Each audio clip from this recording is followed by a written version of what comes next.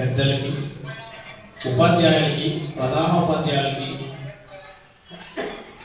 విద్యార్థులు, పూర్వ విద్యార్థుల ఆత్మీయ కలయిక. ఇది స్కూల్లో ఇప్పుడు పోతే తెలుగు బోర్డు తెలుగు అక్షరాలు కనపడుతుందా అని ఎదుగుతా ఉన్నాను. నేనైతే నా అంచనా 5 తాలూకాలు: డెంకనకోట, ఒసూరు, సూళగిరి, వేపనపల్లి, అంచెల్లి.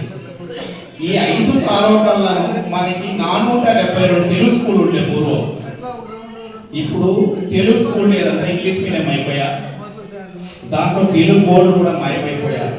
ఎక్కడ తెలుగు నా రాతలు కనబడితే సాధు వరదరాజన్ పంతులు తిరునెల్వేలి జిల్లాలో గొంతులు బోర్డు వేసుకొని పారాడుతూ ఉండే ప్రచారం చేస్తాడు, నా మాతృభాష కాపాడు తెలుగు తమిళ రాసుకొని.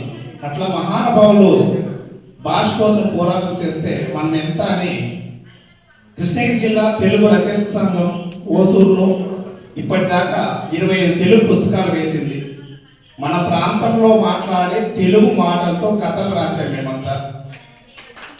నేను ఓసూరు కథలని ఆదివారం ఆంధ్రజ్యోతిలో 2011లో 25 వారాలు కంటిన్యూగా 25 వారాలు తెలుగు కథలు రాశాను. నా కథలు చదివి నిజామాబాద్ బోధని ఒక టీచర్ ఒక ఆమె వచ్చి మా పరిస్థితులు మా పల్లె ప్రాంతం గురించి చూసి ఆమె ఖర్చు చేసి 55,000 రూపాయలు మొత్తం 1000 పుస్తకాలు నా పేరు మీదుగా చిటుకు పడకు చెనిక్కాయలు అనే పుస్తకం తీసుకోవచ్చు. ఈ ప్రాంతపు అక్షరాలు మిగిలిపోవాలా, మన ప్రాంతపు ఆ వాసన ఎప్పటికీ ఉండాలా అని చెప్పేసి.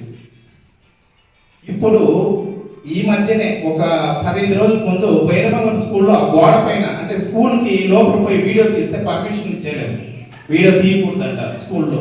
అందుకోసం బయట వేసింది. సార్, ఈ స్కూల్లో చదివిన వాళ్ళు ఎవరన్నా పూర్వ విద్యార్థులు ఉంటే మీ టీచర్స్ పేరు, నా ఆశ ఏంటంటే మనము మన గురించి స్టూడెంట్స్ మిత్రులతో కలుసుకుంటాము, కానీ మన టీచర్ని కలుసుకునేది చాలా అపురూపం. మనం పుణ్యం చేసింటే మాత్రమే వాళ్ళు ఇంకా ఉండాలంటే మనం పోయి చూడాలని చెప్పేసి మీ టీచర్స్ పేర్లు, మనకు అన్నం పెట్టిన ఆయమ్మ వాళ్ళు, ఆర్గనైజర్లు, వాళ్ళ పేర్లు ఉంటే చెప్పంట, నేను ప్రతి వీడియోలో చెప్పుకుంటాను అని వీడియో పెడితే ఆ సందర్భంగా నాకు ఈ అవకాశాన్ని దక్కించిందా. భైరవంగలం 1990వ సంవత్సరం ఆత్మీయ మిత్రుల కలయిక. ఈ బృందం తరపున మీ అందరికీ పాదాలకు వందనములు. జై తెలుగు తల్లి, జై భారత్ మాత. అమరనార బసవరాజు అని నా పేరు. నేను తమిళనాడులో మనకు అప్ప పేరే ఉంటుంది, నారాయణప్ప బసవరాజు నా పేరు.